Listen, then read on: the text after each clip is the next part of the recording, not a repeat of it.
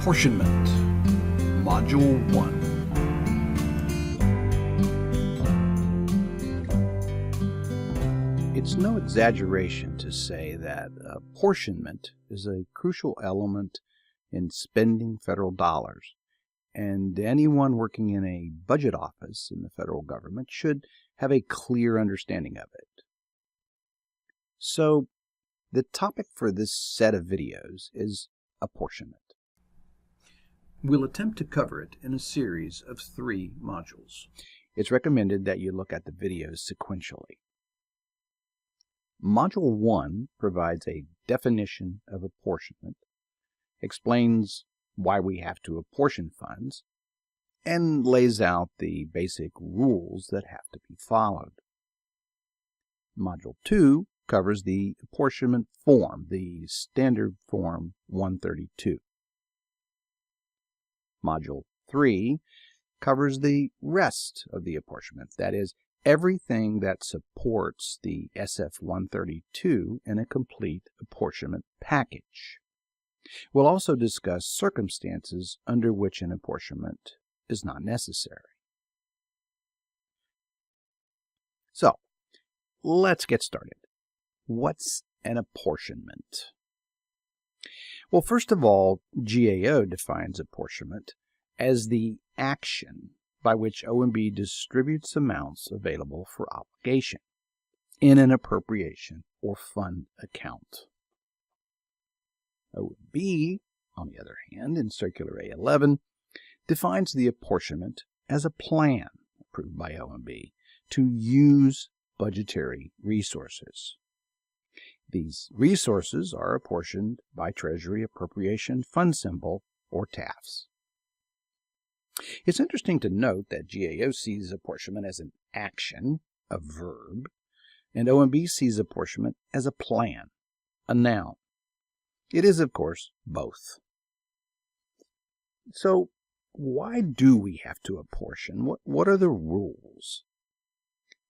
It all starts with the Constitution. Article 1, Section 9, Clause 7, gives Congress the power of the purse by stating that no money shall be drawn from the Treasury, but in consequence of appropriations made by law. Because spending money requires an appropriation made by law, Congress gets to make the spending decisions. But the Constitution didn't come with a set of how-to instructions on how to implement this appropriation power. So Congress has had to establish certain rules concerning this, especially related to purpose, amount, time, and most importantly for our topic, preventing deficiencies. These rules have been established by passing laws commonly referred to as permanent funding statutes. Interestingly, but not surprisingly, these laws were usually passed to curb perceived abuses by the executive branch.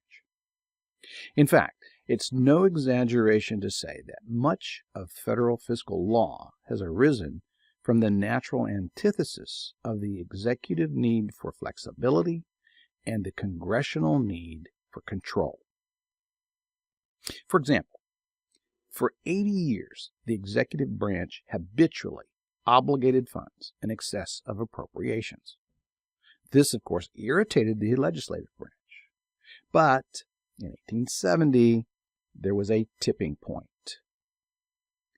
During the term of Ulysses Grant, the Navy Department obligated funds that were more than double available resources, thereby creating a deficiency, and then asked Congress to appropriate the extra money to cover the deficiency. Congress felt that they were being coerced into appropriating funds, so these types of actions have come to be known as coercive deficiencies. So, it should come as no surprise that laws passed to prevent them came to be called anti-deficiency statutes. In response to the Navy's actions, Senator John Sherman, brother of General William Tecumseh Sherman and later author of the Sherman Antitrust Act, proposed the language that Congress passed as the original Anti-Deficiency Act in 1870. Here's the language of the original act. It shall not be lawful for any department of the government to expend in any one fiscal year any sum in excess of appropriations made by Congress for that fiscal year, or to involve the government in any contract for the future payment of money in excess of such appropriations. Congress made two rules for the executive branch in this legislation. You cannot spend more than your appropriation, and you cannot spend money in advance of an appropriation. These rules are the two core elements of the original Anti-Deficiency Act, and they have not changed very much in the century and a half since they were enacted. Unfortunately, these rules didn't have penalties, so the Anti-Deficiency Act did not stop coercive deficiencies. Just 9 years later, in 1879, the Post Office entered into contracts that would have exhausted appropriations by April, thereby creating a deficiency. In response to accusations of violating the Anti-Deficiency Act, the Postmaster General, David M. Key, replied that he could cancel all the contracts, but mail delivery would just stop. Again, Congress was not pleased, but felt coerced into appropriating the money. So, in 1905, they amended the Anti-Deficiency Act and added a new rule, apportionment. This is the language from 1905. All appropriations made shall, on or before the beginning of each fiscal year, be so apportioned by monthly or other allotments as to prevent undue expenditures in one portion of the year that may require deficiency or additional appropriations to complete the service of the fiscal year. Note the purpose is to prevent undue expenditures that may require deficiency or additional appropriations. The apportionment was created to help prevent deficiencies, and that, of course, is why it's become an integral part of the Anti-Deficiency Act. In the same amendments, Congress added civil and criminal penalties for violating the 1870 rules. Any person violating any provision of this section shall be summarily removed from office and may also be punished by a fine of not less than $100 or by imprisonment for not less than 1 month. So, who was responsible for the apportionment of funds? In 1905, there was no Office of Management and Budget. So, heads of federal agencies had to approve their own apportionments. In addition, these agency heads could even waive the process altogether based on this language. All such apportionments shall be adhered to, except when waived by the written order of the head of the executive department having control of the expenditure. And of course, waive they did. By allowing the waiver process, just as many deficiencies occurred as before. So Congress passed another law. In this case, they again amended the Anti-Deficiency Act in 1906, basically disallowing apportionment waivers, except in emergencies, and requiring the departments to notify them of such waivers with reasons. It said, all such apportionments shall be adhered to and shall not be waived or modified except upon the happening of some extraordinary emergency or unusual circumstance which could not be anticipated at the time of making such apportionment. The story now moves to 1921 with the passage of the Budget and Accounting Act during the Warren G. Harding administration. This act, among other things, like creating a budget system, created the Bureau of the Budget in the Treasury Department. Now, you would think Congress would give the Bureau of the Budget the apportionment authority, but interestingly, they did not. It stayed with the agencies. The first director, a man by the name of Charles Dawes, was limited to requesting notification of apportionments and waivers. But otherwise, the Bureau of the Budget had little power over apportionments. That changed with the election of Franklin Roosevelt. In 1933, FDR began to see the potential power of the apportionment process. So he signed Executive Order 6166, giving the Bureau of the Budget the functions of making, waiving, and modifying apportionments of appropriations. Agencies could no longer apportion or waive apportionment of their own funds. In 1939, FDR, using the new Reorganization Act of 1939 and Executive Order 8248, moved the Bureau of the Budget to the newly created Executive Office of the President.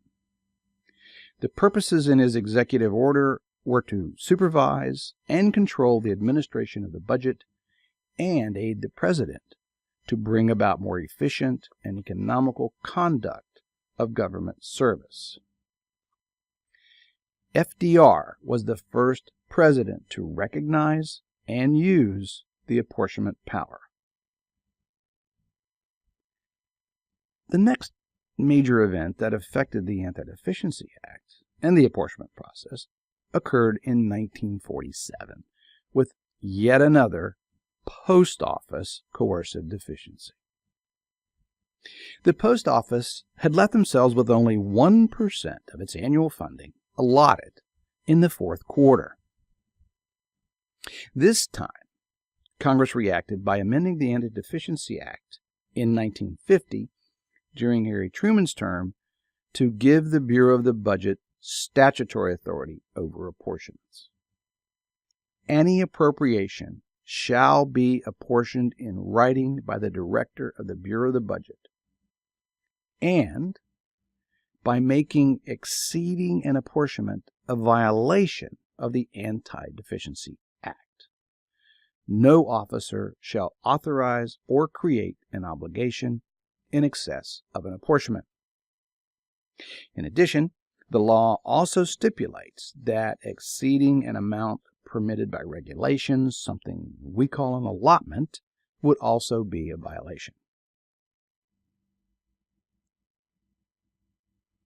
Not only did Congress create these two new violations of the Anti-Deficiency Act, but they also added more teeth to the punishment by increasing the criminal penalties to a maximum $5,000 fine or a maximum of 2 years in prison or both.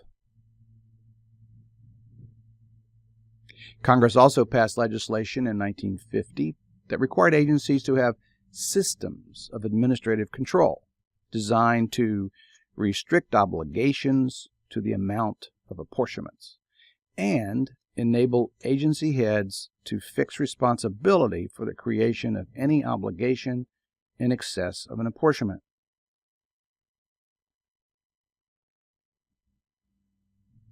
Other than a name change in 1970, when President Nixon changed the name of the Bureau of the Budget to the Office of Management and Budget, these processes still continue as they did after 1950.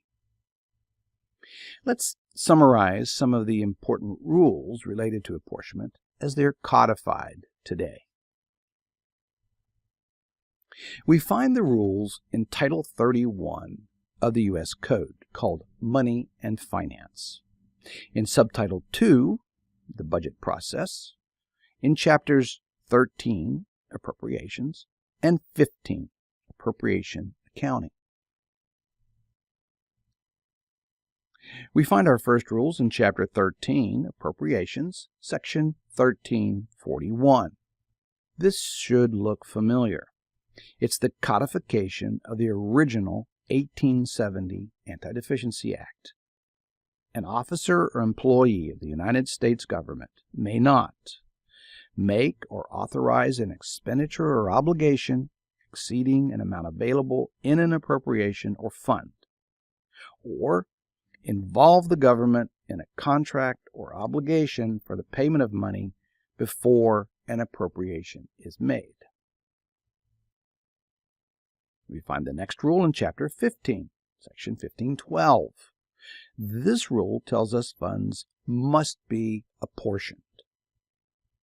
An appropriation available for obligation for a definite period shall be apportioned to prevent obligation at a rate that would indicate a necessity for a deficiency or supplemental appropriation. It doesn't say may be, it says shall be. This is OMB's main job in apportioning funds, to make sure no agency goes running back to Congress like the post office for more money because they spent it all. Because not all funds are appropriated for definite periods of time, funds appropriated for an indefinite period, like a no-year account, for example, shall be apportioned to achieve the most effective and economical use. Again, note the use of shall be. And, of course, OMB gets to decide what effective and economic use means. OMB's apportioning power is huge. The next rules are codified in Section 1517 of Title 31. An officer or employee of the government may not make or authorize an expenditure or obligation exceeding an apportionment or an amount permitted by regulations prescribed under Section 1514A of this title. These amounts permitted by regulation are what we call allotments. Exceeding an apportionment or exceeding an allotment is a violation of the Anti-Deficiency Act. So far, we have 4 rules that, if broken, can cause an Anti-Deficiency Act violation that carries a penalty. In Section 1341, exceeding your appropriation or spending in advance of your appropriation. In Section 1517, exceeding your apportionment or exceeding your allotment. Penalties for these violations are also codified in Title 31. Though the penalties are the same, they appear in both Chapters 13, regarding appropriations violations, and Chapter 15, regarding apportionment allotment violations. The first 2, Sections 1349 and 1518, cover civil penalties such as adverse personnel actions. These sections cover administrative disciplines such as suspension from duty without pay or removal from office. Sections 1350 and 1519 cover the criminal penalties if the violation is knowingly and willfully done. These could be either a fine of no more than $5,000 or 2 years in prison, or both. Finally, even if you don't lose your job, pay a fine, or go to jail, Sections 1351 and 1517B require a report from the Secretary to the President. At the same time, a copy has to be forwarded to the Speaker of the House, the President of the Senate, and the Comptroller General. The rules we've been discussing have penalties, but there are other rules that must be followed, even though there are no penalties. Let's take a look at them.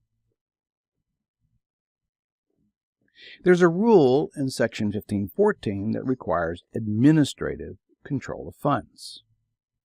The head of each executive agency shall prescribe by regulation a system of administrative control designed to restrict obligations to the amount of apportionments and enable the head of the agency to fix responsibility for an obligation exceeding an apportionment. These prescribed regulations are the ones referred to in Section 1517. Okay, so we have to have this system that restricts obligations to amounts appropriated and apportioned. To do this, we use a system of control called allotments and allowances, and we call this process the administrative control of funds. If we visualize it hierarchically, we have the apportionment at the top of the hierarchy. Just below the apportionment, we have the allotments and then the allowances. It's only after funds have been distributed to the allowance level that funds can be obligated. The next rules, and probably the least observed, involve apportionment due dates. These requirements are codified in Title 31, Section 1513. The first one concerns the submission of apportionments 40 days before the beginning of the fiscal year, or August 21st. The apportionments due at this time are those that are not affected by annual appropriations.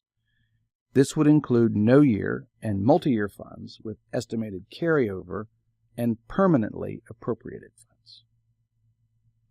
OMB is required to approve these apportionments 20 days before the beginning of the fiscal year, or September 10th. This presumes, of course, that the apportionments were submitted on time. For enacted appropriations, submission is required within 15 days after the date of enactment. And OMB is required to apportion within 30 days after the date of enactment. So far, we've been talking about statutory rules concerning apportionments, those that appear in federal law. Since OMB is required by law to apportion funds, we also need to take into account OMB rules.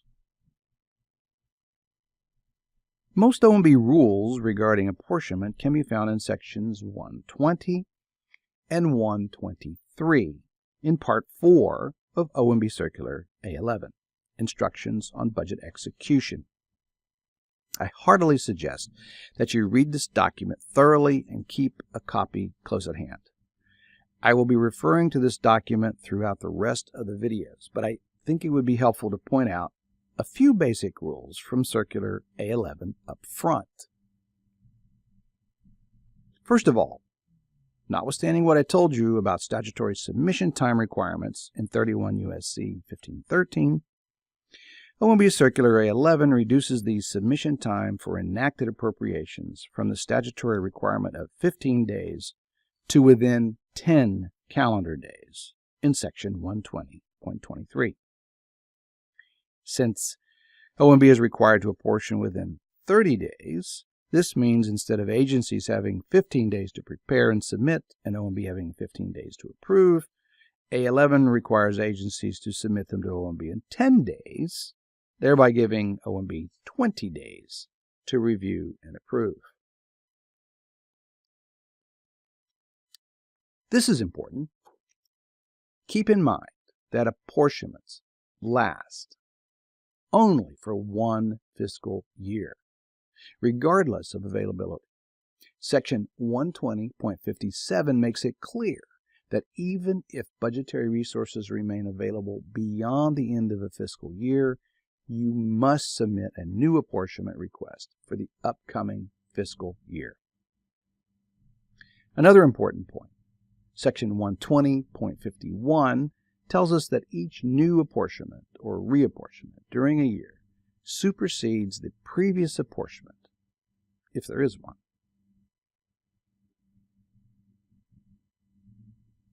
Section 120.55 reminds us that apportionments cannot be changed for a time period that is past. whether it's a fiscal year or a quarter. Section 120.59 says that OMB apportions only unexpired funds.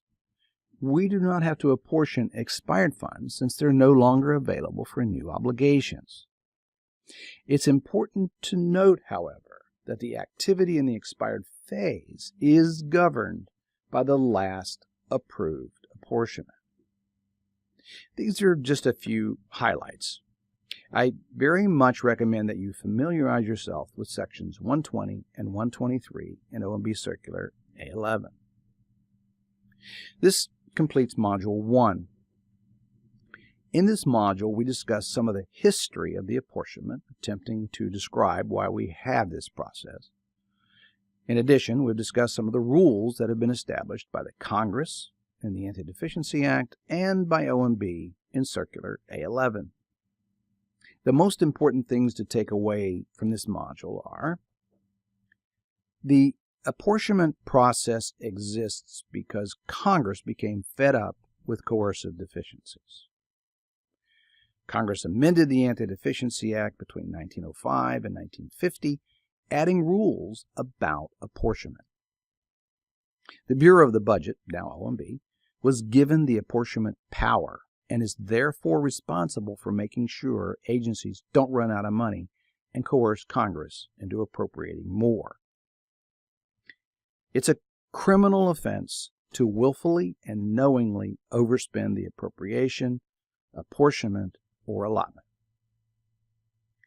And it's a statutory requirement that agencies have accounting systems in place to make sure everybody follows the rules.